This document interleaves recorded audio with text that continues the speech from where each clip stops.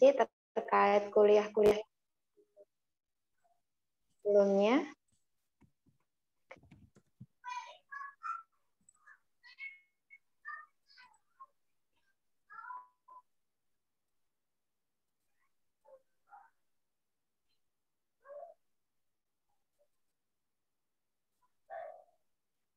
Layar saya udah kelihatan, Dek? Sudah, Bu. Oke. Kalau tidak ada untuk pertanyaan atau saran atau terkait materi kuliah minggu lalu, kita lanjutkan untuk yang minggu ini. Masih terkait dengan model 1 kompartemen, kalau minggu lalu kita adalah materinya intravaskuler atau intravena. Nah, sekarang kita akan lanjut ke ekstravaskuler. Nah, yang akan kita bahas di sini ekstravaskulernya lebih ke pemberian per oral atau obat yang diminum, bukan ekstravaskuler yang lain.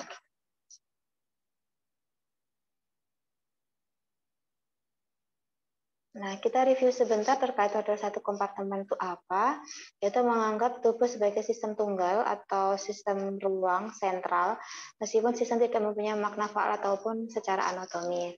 Nah, profil farmakokinetiknya itu didapatkan dari kadar obat di dalam sampel hayati atau dari sampel darah ataupun urin terhadap waktu.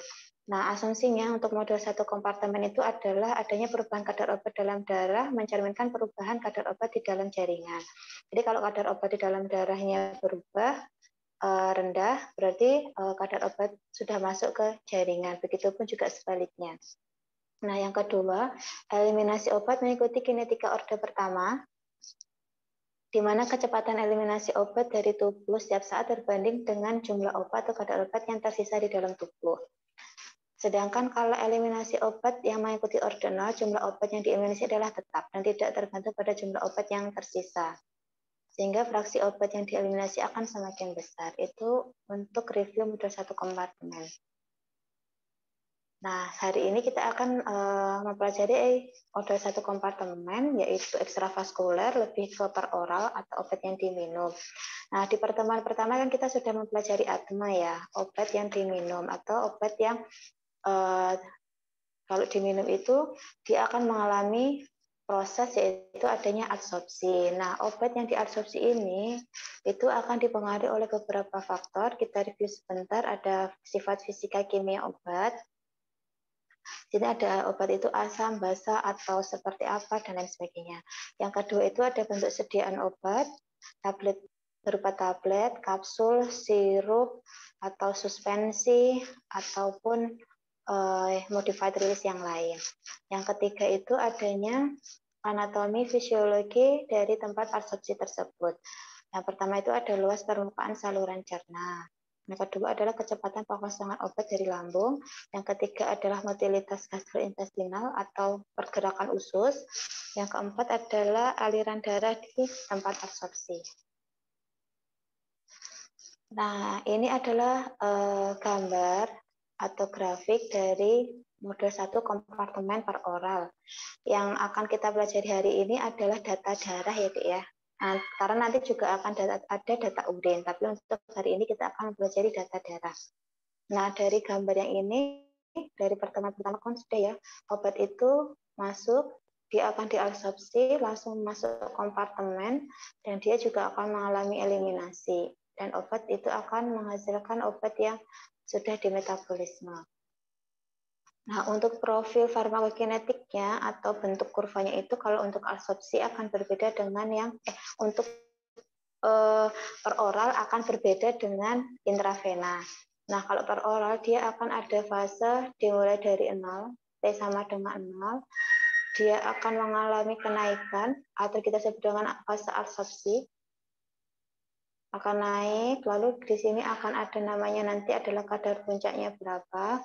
Nah, setelah dia naik sampai kadar puncak, dia akan mengalami penurunan. Penurunan di sini adalah fase post absorpsi. Nah, setelah fase post absorption, dia akan mengalami namanya fase eliminasi. Dia akan turun. Nah, ini adalah untuk per oral. Sedangkan kalau untuk intravena kemarin kan waktu T0 kita menganggapnya bahwa dia seluruh obat sudah terabsorpsi, jadi kadarnya langsung tinggi. Kalau untuk per oral, kita akan memulai dari T0-nya adalah kadarnya adalah 0 di sini.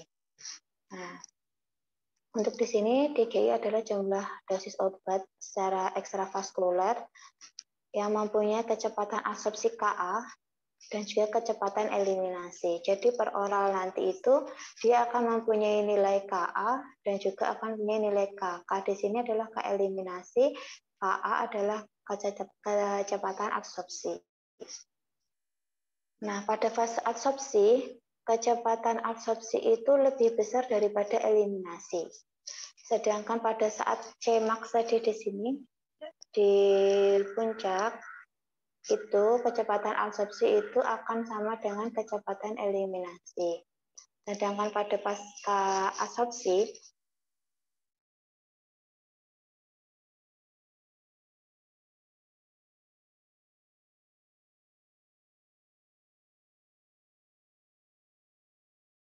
lebih besar daripada yang dieliminasi. Nah, ini untuk persamaan kinetikanya. Ini kadar versus waktu. Nah, untuk obat dengan kecepatan absorpsi K dan punya kecepatan eliminasi K yang mengikuti orde pertama itu akan mempunyai persamaan sebagai berikut ini. Kurang lebih sama dengan sebelum-sebelumnya, cuman di sini nanti akan ada dua kecepatan ya, absorpsi sama eliminasi, di mana perubahan jumlah obat di dalam tubuh pada setiap waktu. Dan DAB adalah jumlah obat di tempat absorpsi obat tersebut. Nah, nanti akan ada persamaan kecepatan hilangnya obat dari tempat absorpsi. Nah, untuk eliminasi kan belum ada nih tadi kan, yang pertama ini di fase absorpsi. Nah, di fase absorpsi nanti yang akan kita hitung adalah kecepatan absorpsinya saja di sini. Jadi tidak ada kita menghitung dari kecepatan eliminasi karena kita anggap 0 untuk dari fase eliminasinya karena belum ada. Itu jadi nanti dari persamaan yang ini kita pecah. Yang pertama untuk absorpsi, yaitu kecepatan absorpsi sama dengan Ka dikalikan dosis atau jumlah obat yang di tempat absorpsi, atau kita integralkan menjadi persamaan seperti ini. DAB itu adalah jumlah obat yang diabsorpsi, DEV itu adalah jumlah obat yang diberikan secara ekstravaskular atau dosisnya berapa. Misalnya dosis obat yang diberikan pada pasien adalah 500 mg, 100 mg itu masuk DEV-nya.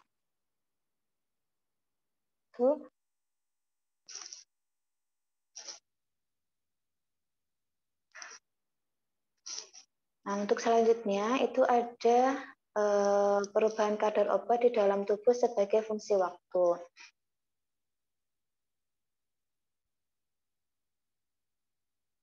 Nah, tadi kan dari persamaan ini kita akan mendapatkan persamaan utuh seperti ini. DBT itu adalah jumlah obat di dalam tubuh setiap waktu. Nah, karena obat kita itu adalah per oral, maka kita di sini ada namanya bioavailabilitas. Nah, untuk bioavailabilitas ini untuk lebih lengkap, lebih detailnya akan dibahas di bab selanjutnya tersendiri. Lalu, nah, ketersediaan obat atau obat yang jumlah obat yang masuk ke dalam sirkulasi darah, F itu. Karena kan kalau per oral kan tidak semua obat masuk ke dalam sirkulasi darah karena dia akan mengalami namanya metabolisme di situ. Berbeda dengan IV. Kalau IV kan kita langsung dapat bahwa obat itu masuk semua atau F-nya sama dengan 1. Kalau untuk per oral F-nya belum tentu sama dengan 1. Nah, kadar obat di dalam darah itu akan dipengaruhi oleh adanya kecepatan dan jumlah obat yang akan diabsorpsi, kecepatan eliminasi, dan juga volume distribusinya. Nah, untuk kadar obat sendiri itu akan berbanding lurus dengan adanya kecepatan dan jumlah obat yang diabsorpsi, tetapi berbanding terbalik dengan volume distribusi. Nah, ini adalah kadarnya. Dia akan berbanding lurus dengan adanya kecepatan dan juga dosis obat, tapi dia akan berbanding terbalik dengan volume distribusi. CT itu adalah kadar obat pada setiap waktu, jadi C1, C2, C5, dan juga seterusnya.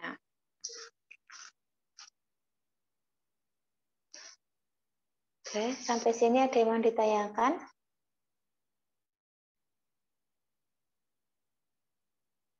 Oke, kita lanjut aja. Nah, tadi kemudian dari persamaan tersebut ada pemisalan misalnya. Kita misalkan bahwa persamaan Ka dikalikan dikalikan ketersediaan hayati atau bioavailabilitasnya dikalikan dosisnya ini, kita misalkan menjadi I, itu adalah intercept. Intercept itu adalah titik potong antara garis yang diekstrapolasikan dari fase eliminasi ke sumbu Y. Maka persamaannya itu akan menjadi seperti ini. Jadi I-nya ini tadi, persamaannya ini, kan kita ubah dia menjadi intercept, nah jadinya akan seperti ini. Nah, persamaan tersebut itu dapat diintegralkan dari T0, T yang 0 sampai T waktu tak terhingga, itu akan diperoleh untuk menghitung AUC total. Nah, AUC total itu rumusnya adalah 1/K minus 1/Ka. Jadi nanti kalau ada yang mau menghitung AUC, sudah ada nilai K dan juga Ka. Ini bukan maaf, ini adalah I dari hasil ini, interceptnya. Nanti nilai I dimasukkan nilai K, I dimasukkan nilai disper Ka. Itu jika sudah diketahui nilai K dan juga nilai Ka-nya. Nah, untuk persamaan kinetika selanjutnya itu,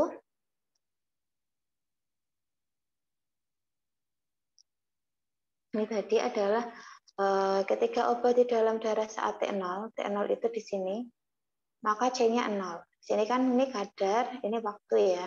Jadi saat T0 di sini, nilai kadarnya itu juga masih 0. Karena obat baru diminum gitu kan. Berarti kan dia masih akan mengalami disolusi dan lain sebagainya. Nah, untuk jumlah obat yang diabsorpsi lebih banyak daripada obat yang dieliminasi, itu nanti di fase absorpsinya. Di fase absorpsi itu jumlah obat yang diabsorpsi di sini itu akan lebih sangat banyak daripada obat yang dieliminasi. Kira-kira perbandingan Ka dan K-nya itu 5-10 kalinya. Itu di fase absorpsi. Nah, obat yang diabsorpsi ini terus akan naik sampai menemukan sampai di titik namanya adalah Cmax atau kadar puncak atau kadar maksimum. Di sini kadar maksimum belum tentu KTM ya atau kadar toksik. Jadi di sini masih di bawah KTM, yaitu namanya Cmax atau kadar puncak. Di mana di Cmax ini nilai Ka-nya itu akan sama dengan nilai K. Nah, setelah sampai ke kadar puncak, maka dia akan mengalami penurunan. Sampai segini. Nah, untuk mencapai kadar puncak ini, ada namanya yaitu Tmax atau waktu yang dibutuhkan untuk mencapai puncak. Waktu yang dibutuhkan mencapai puncak itu adalah dari T0 sampai sini. Nah, segini itu adalah Tmax. Tmax-nya berapakah? Nanti akan ada perhitungannya. Nah, setelah turun, obat itu akan mengalami fase eliminasi. Nah, di fase eliminasi tersebut, jumlah obat yang diabsorpsi itu akan semakin berkurang atau malah mungkin sudah tidak ada lagi yang diabsorpsi, tinggal mengalami proses eliminasi saja. Nah, ketika obat semakin berkurang untuk diabsorpsi itu terjadi ketika misalnya sudah terjadi 5 kali waktu paruh eliminasi, itu diperkirakan 97% obat itu sudah diabsorpsi. Hampir semuanya. Jadi yang belum diabsorpsi itu ada 3%-nya saja. Itu tuh kemungkinan. Yang kedua itu Ka-nya itu semakin kecil kalau misalnya sudah masuk fase eliminasi atau bisa sampai dianggap 0. Karena sudah memasuki fase eliminasi. Yang bekerja di sini adalah ganti si K, ketetapan laju eliminasinya. yaitu yang ketiga, yaitu mulai adanya penurunan kadar obat di dalam darah. Nah, kalau sudah eliminasi, sudah masuk ke jaringan, sudah menuju reseptor, sudah memberikan efek, berarti adanya juga penurunan kadar obat di dalam darah, karena obatnya sudah masuk jaringan. Nanti kalau sudah masuk jaringan, kadar obat di dalam darah otomatis akan semakin berkurang. Itu di fase eliminasi obat. Oke.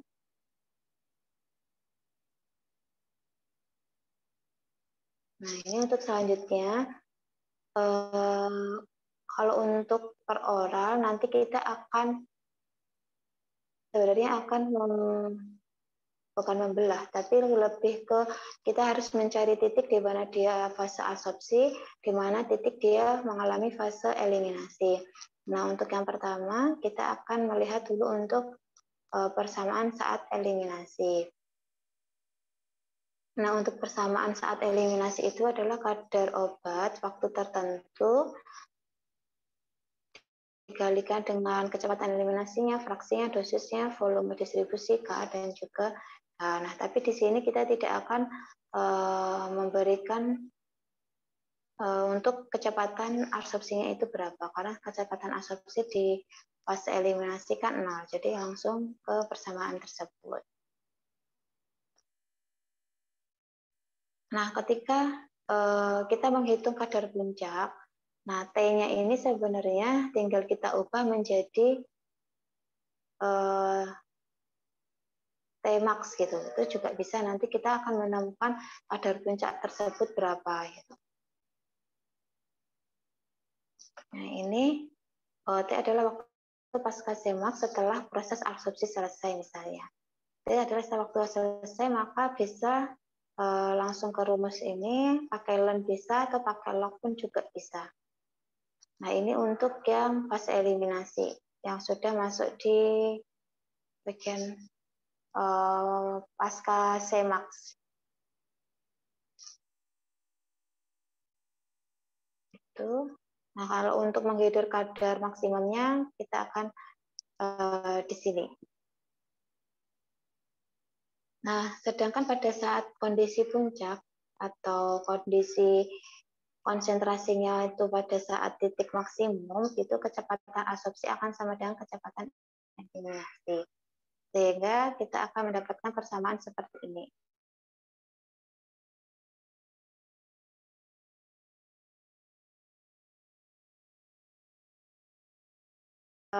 Dengan integral dan lain sebagainya, kita akan mendapatkan persamaan dari Tmax-nya tersebut berapa.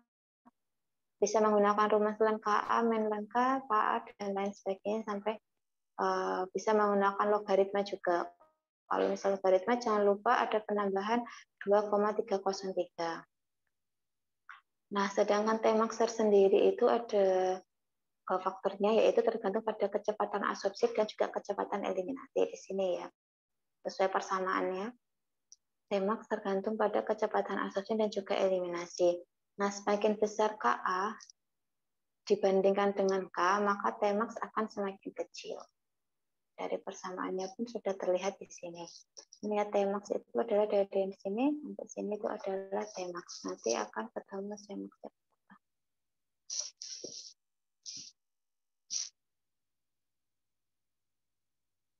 Nah, ini tadi, jika nilai Tmax diketahui tadi dari persamaan ini, ya kita sudah dapat nilai Ka, dapat K, kita bisa menghitung nilai Tmax, maka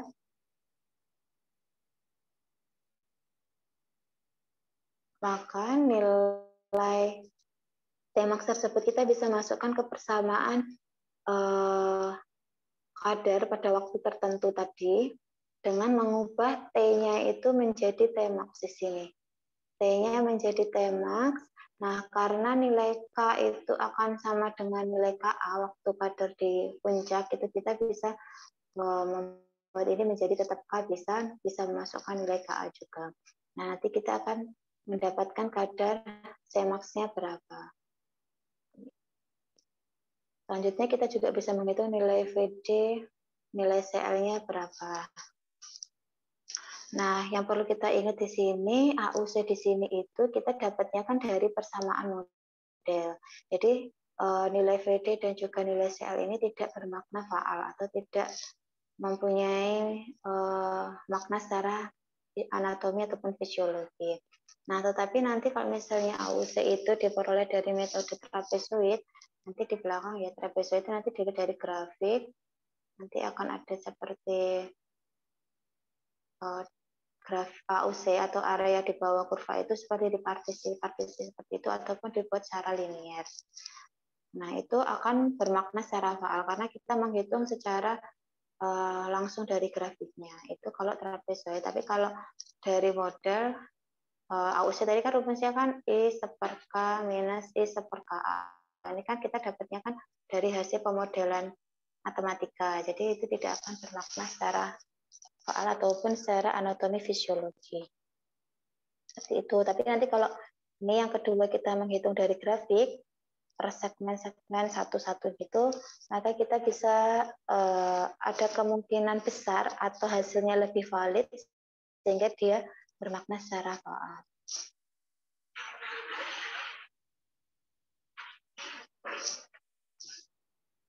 Nah, di mode satu kompartemen per oral itu juga ada waktu paruh, tetapi di sini waktu paruhnya ada dua, yaitu waktu paruh absorpsi dan waktu paruh eliminasi.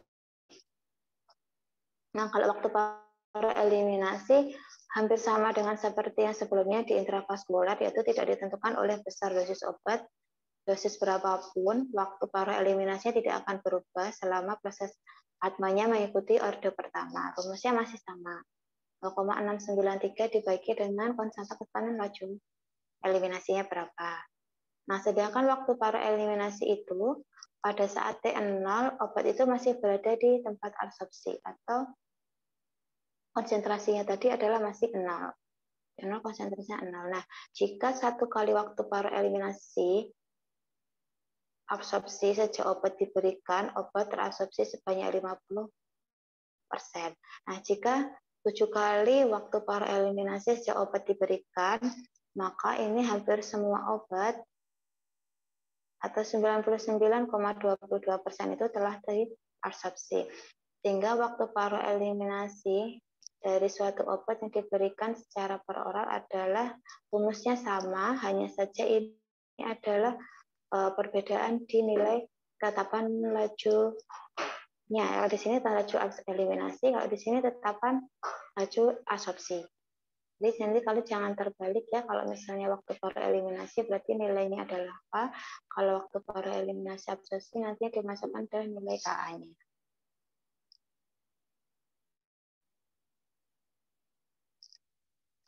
Nah, ini adalah menggunakan metode trapezoid untuk menghitung AUC tadi. Nah, untuk metode trapezoid ini adalah metode yang sebenarnya adalah non-kompartemen, bukan berdasarkan model farmakokinetik yang kita buat, dan dia bisa bermakna faal karena tidak ada asumsi di sini, sehingga nilai VD dan CL-nya pun juga bisa bernilai faal. Karena kita akan langsung menghitung dari grafik. Tidak ada asumsi bahwa nilai PD-nya berapa, nilai ini berapa. Gitu. Jadi kita langsung menghitung dari sini. Nah, rumusnya seperti apa? Rumusnya seperti ini. Nanti ini akan sangat panjang ya. Nanti akan kita buat segmen-segmen atau kita potong-potong tiap bagian tertentu. Seperti itu nanti. Nih, nanti kita bisa lihat penghitungannya ini kalau misalnya kita sudah punya data jam kesekian, dosis kadarnya sekian, jam kesekian, kadarnya sekian, dan seterusnya. Nanti kita akan bisa menghitung nilai AUC-nya berapa. Terus nanti kita juga bisa menghitung nilai sisa akhir atau nilai C ke N itu berapa selama kita mengetahui nilai K-nya berapa. Itu tadi adalah metode yang pertama, AUC trapezoid rule method, misalkan linear. Nah, kalau ini trapezoid logaritma, sama sebenarnya, Cuman kalau berdasarkan logaritma itu hasilnya lebih bagus lagi atau lebih akurat lagi dibandingkan dengan yang langsung kadarnya dimasukkan. Kalau ini kan kadarnya dimasukkan. Nilai kadar yang satuannya adalah miligram per liter atau mikrogram per liter. Kalau logaritma kan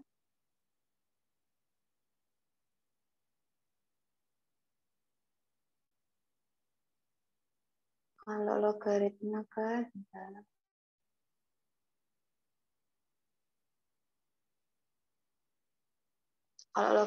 kan kita yang masukkan di sini adalah untuk sumbu Y, kadarnya itu ada berskala logaritma. Kita sudah masukkannya untuk nilai log-nya atau nilai ln-nya juga bisa. Tapi kalau di sini kita akan menggunakan nilai log-nya berbanding dengan waktu.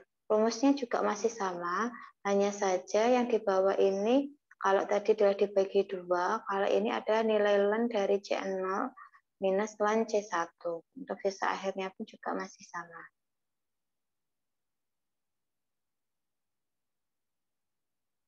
Nah, ini adalah contoh menghitung nilai AUC. Diketahui jika nilai KA-nya adalah nilai K. Nah, nilai K adalah sekian untuk menghitung nilai AUC. Nah, adik-adik bisa mencoba untuk menghitung AUC di sini. Saya contohkan ya, misalnya ini kan 0. 0, kita bisa abaikan saja, tidak usah. Nah, misalnya ini. Untuk yang pertama, itu kan AUC-nya sama dengan AUC T0 sampai T1, sampai 1. C0-nya adalah 0, ditambah dengan C1-nya adalah 2,8. T1-nya adalah 1, 0,5. Dibagi 2. Nanti akan ketahui nilai segmen AUC-nya dia berapa. Kalau yang ini kan nilainya 0.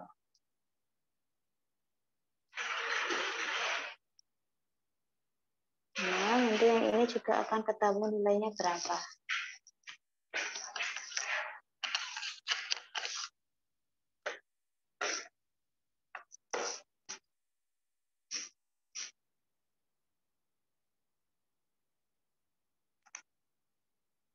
Coba dihitung ketemunya berapa.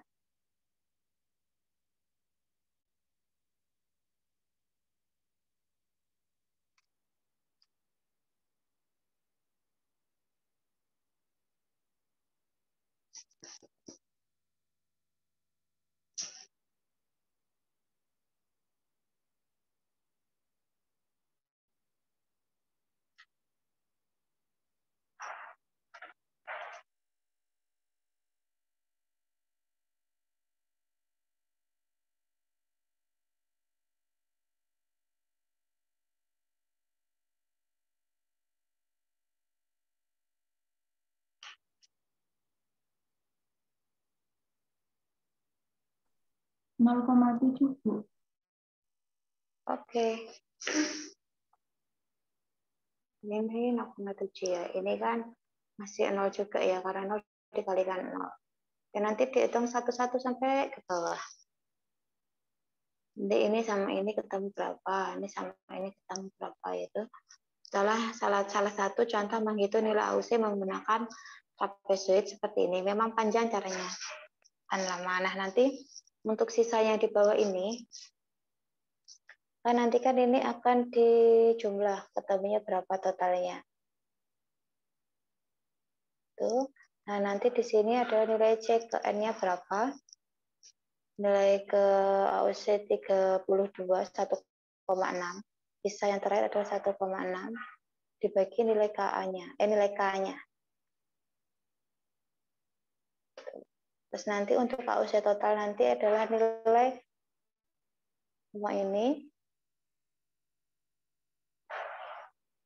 ditambah nilai AUC yang ini. Nanti akan ketemu nilai AUC total secara trapezoid ketemunya berapa. Mau mencoba menghitung?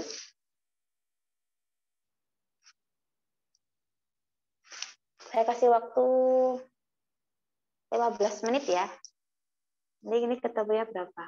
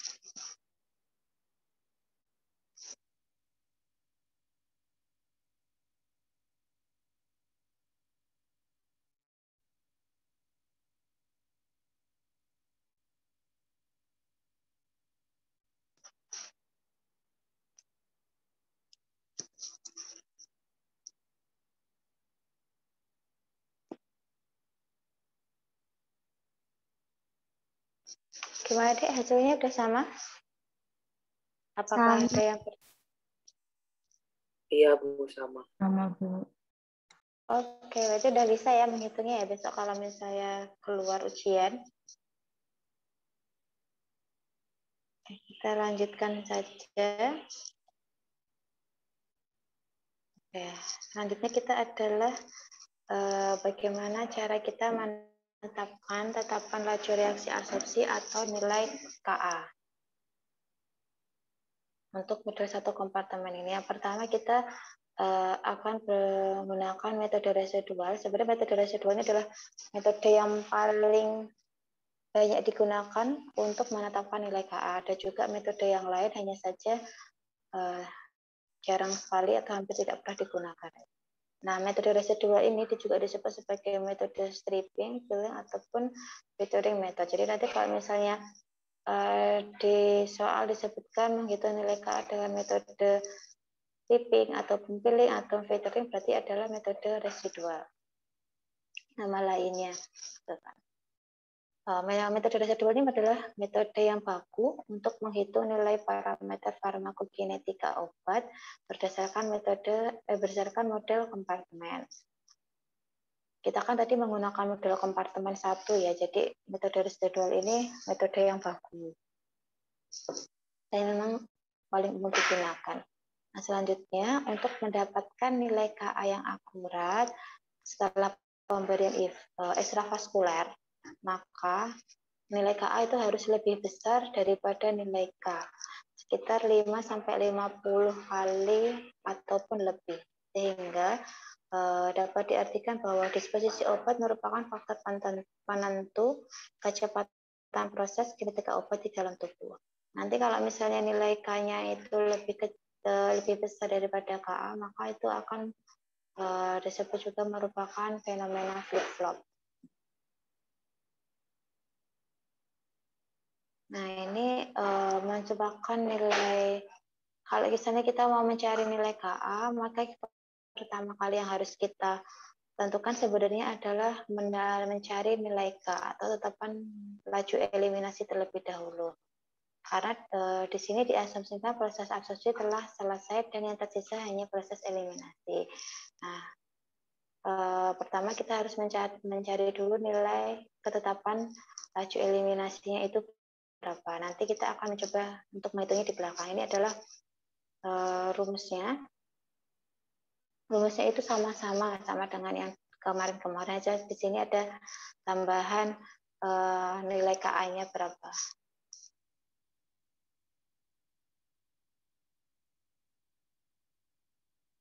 Nah, untuk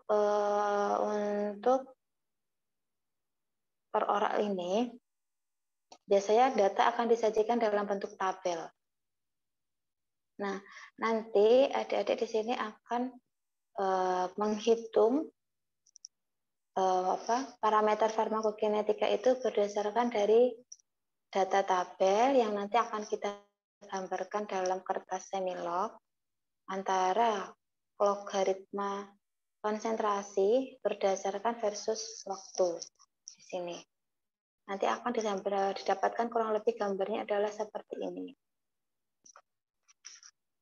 Ini semua pada pakai laptop enggak?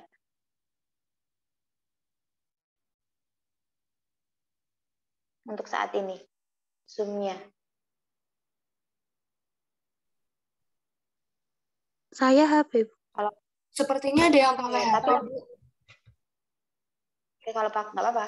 Maksudnya nanti kalau berarti kan laptopnya tidak sedang digunakan.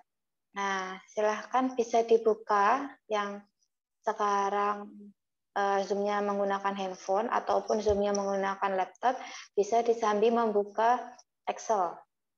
Kebetulan saya Zoom-nya pakai tablet di sini, jadi nanti saya pandu aja. Atau nanti salah satu teman-teman yang bisa share screen untuk penggunaan Excel-nya malah enak. Nanti ada satu yang Excel, ada satu yang share screen.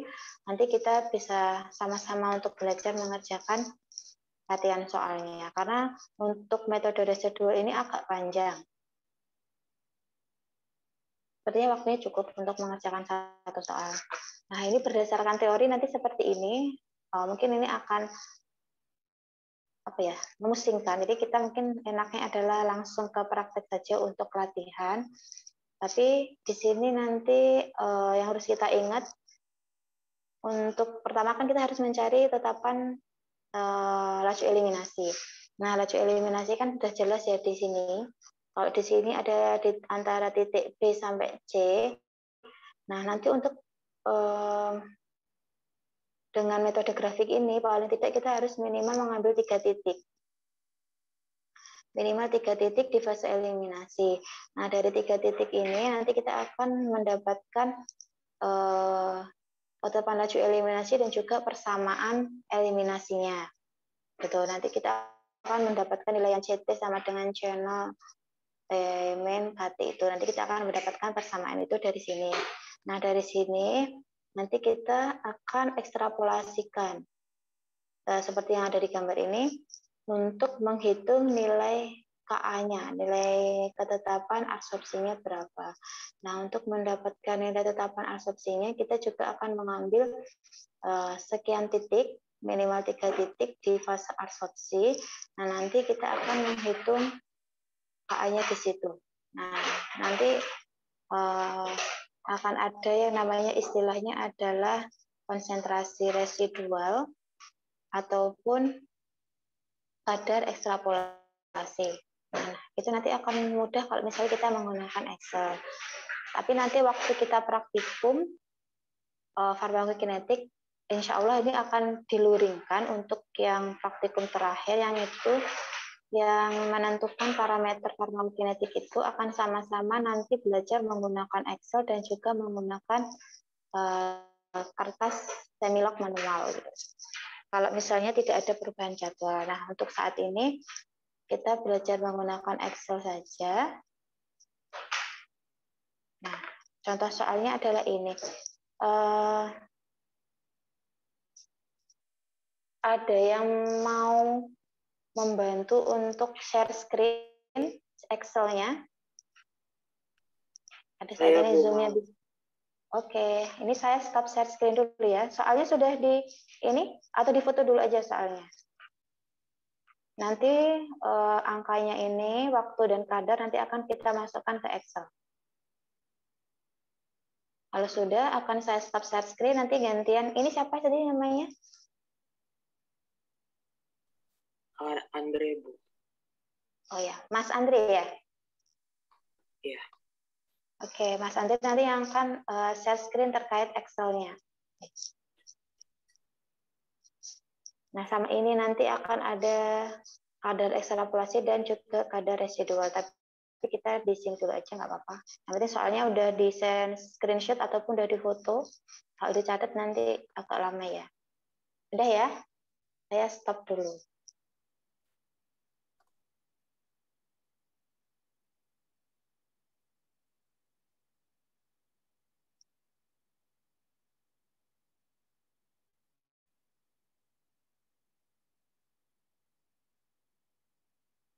Oke, silahkan Mas Andre untuk membuka Excel-nya.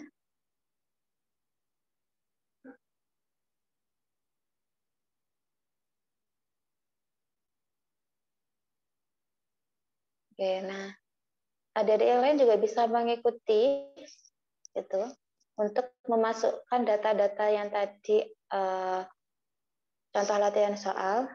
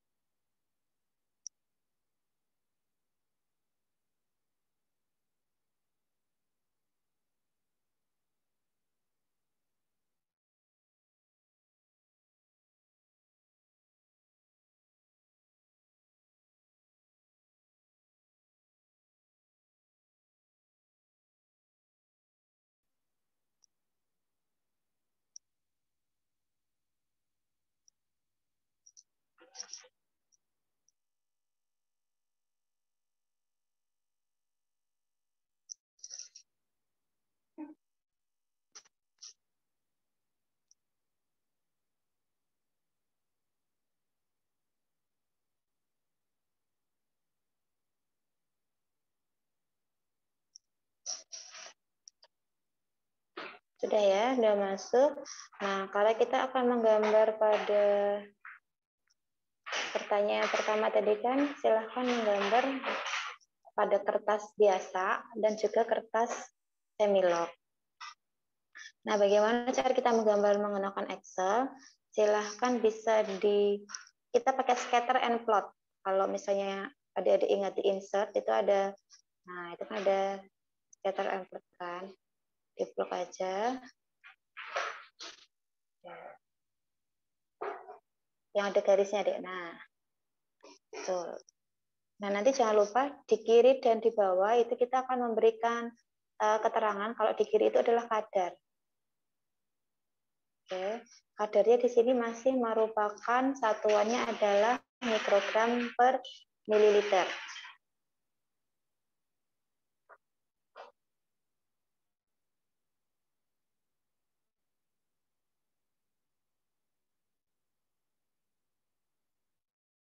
Yang bawah waktu, waktunya adalah dalam satuan jam. Nah, ini adalah untuk pertanyaan pertama yang berupa gambarlah grafik koordinat rektanguler, atau maksudnya yang kita masukkannya dalam satuan masih dalam bentuk kadar.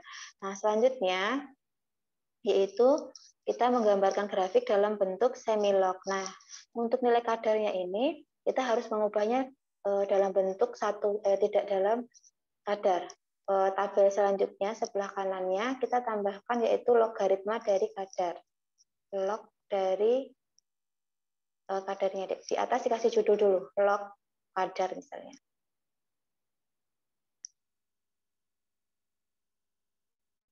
Oke, nah bawah ini. Oke. Tinggal kalau misalnya pakai Excel lebih cepat sama dengan log. Kalau log 0 itu 0, di sini langsung 0 aja, nanti dia nggak akan keluar soalnya. Ya, log itu dalam kurung kolom keberapa. Nah, kan nggak bisa kan, berarti dia. Oke.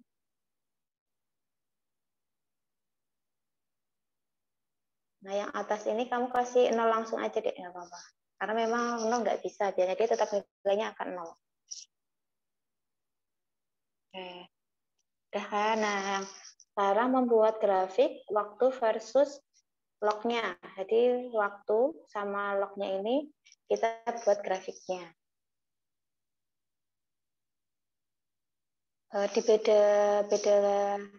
Di beda apa namanya? Beda gambar, beda chart. Tadi gambarnya nanti ada 2.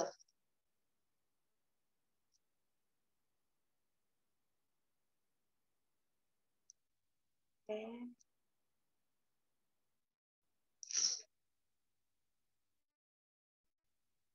Kadarnya dihilangkan aja deh ini. Jadi nanti cuman waktu sama log kadarnya aja. Bisa kan? Yang di blok cuman waktu sama log kadar. Waktu dan log kadar itu yang di blok, lalu nanti dibuat grafik scatternya. Maaf Bu, bentar. Ya, nggak apa-apa. Yang lainnya masih bisa mengikuti kan?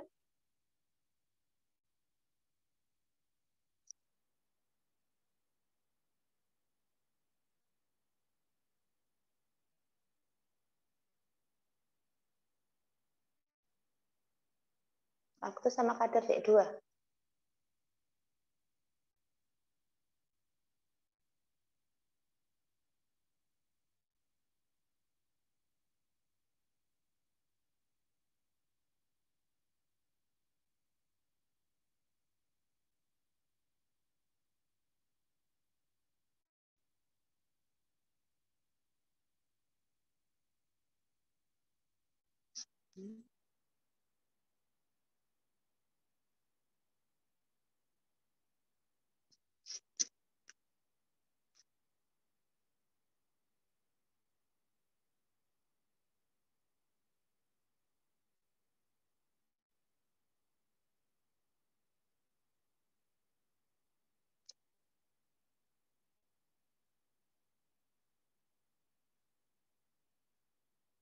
Kadar, log kadar versus waktu dek, kamu kebalik.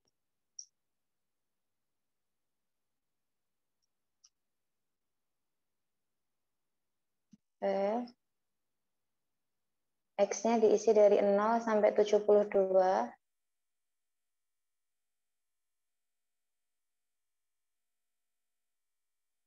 Nah. Oke.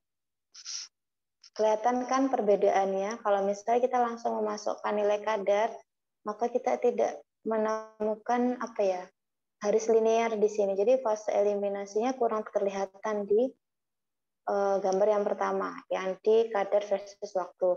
Nah, ketika kita sudah membuat log kadar versus waktu, maka sudah terlihat nih garis linearnya, maka fase eliminasinya pun akan terlihat di sini. Di titik keberapakah fase eliminasinya. Misalnya kita mau ngambil minimal 3 titik ke dia. Itu udah bisa.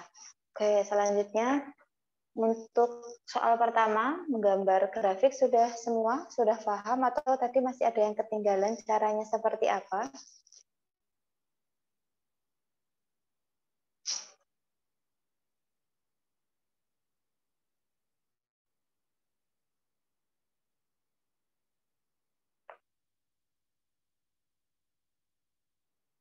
Oke, sudah.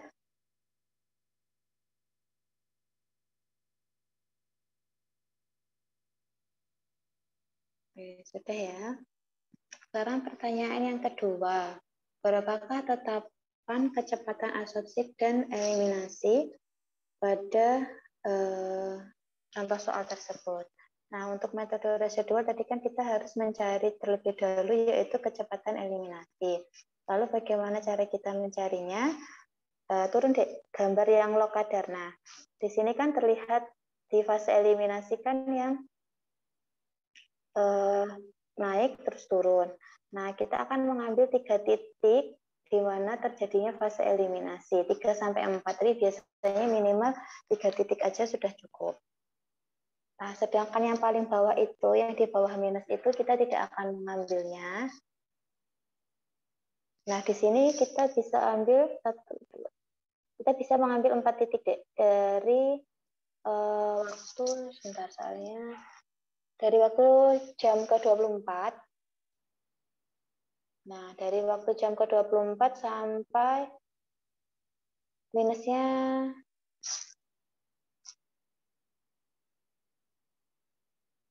bentar. Harusnya minusnya tidak ikut, enggak apa-apa.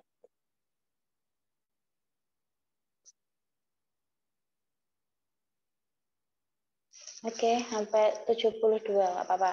Nah, dari 24 sampai 72 ini kita akan menggunakan sebagai fase eliminasi. Nah, nanti kalau misal kita menggunakan log, kita kan harus menggunakan 2,303 atau misalnya di sini tabel kanannya lagi mau ditambah latnya juga boleh. Monggo. Gitu kan. Nah, silahkan menghitung nilai K eliminasi dari data 4 titik tersebut. Menggunakan rumusnya sama seperti yang rumus sebelum-sebelumnya, Dek. Yang bisa kita menggunakan ln Y2 min Y1 dibagi itu juga bisa. Jadi pakai rumus yang sama, rumus-rumus yang sebelumnya. Kalau lupa bisa dibuka lagi.